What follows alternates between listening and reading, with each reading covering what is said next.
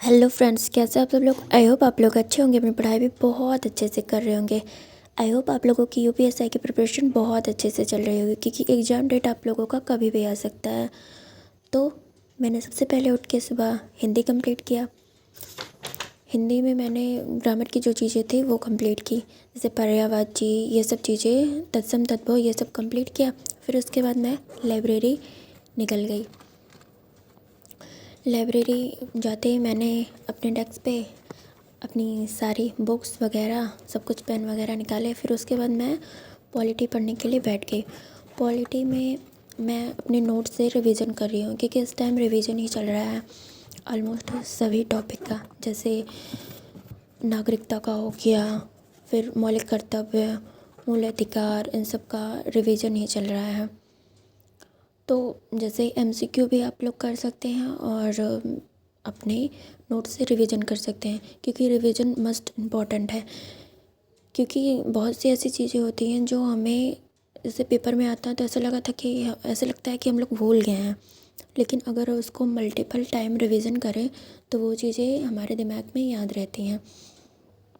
तो बस इस टाइम मेरा पॉलिटी में रिवीजन ही चल रहा है, तो आप लोग भी अपना पॉलिटी में अच्छे से रिवीजन करिए।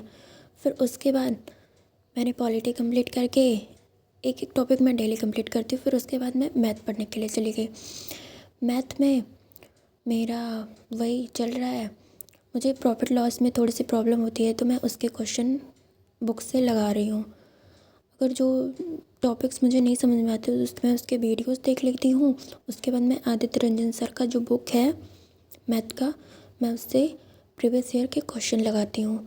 उसमें जैसे टाइप वाइज चीज़ें डिवाइड हैं, जैसे टाइप 1 में कैसे, टाइप 2 में ऐसे, तो ईज़िली हो जाती हैं क्वेश्चंस आराम से।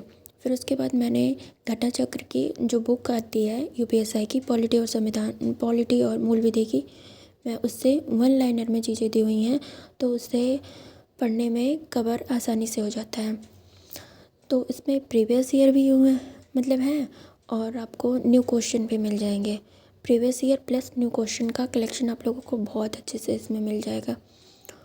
तो आई होप आप लोगों की यूपीएससी की प्रिपरेशन बहुत अच्छे से चल रही होगी, क्योंकि एग्ज़ाम डेट अब कभी भी आ सकता है।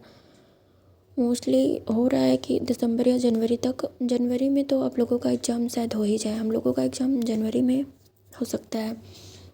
अभी तो कुछ कहा नहीं जा सकता, लेकिन हाँ, ज़्यादा चांस है कि हाँ जनवरी में ही होगा। फिर उसके बाद शाम हो गया और मैं घर आ गई। बस ये रहा मेरा डेली का routine. Thank you so much, bye bye.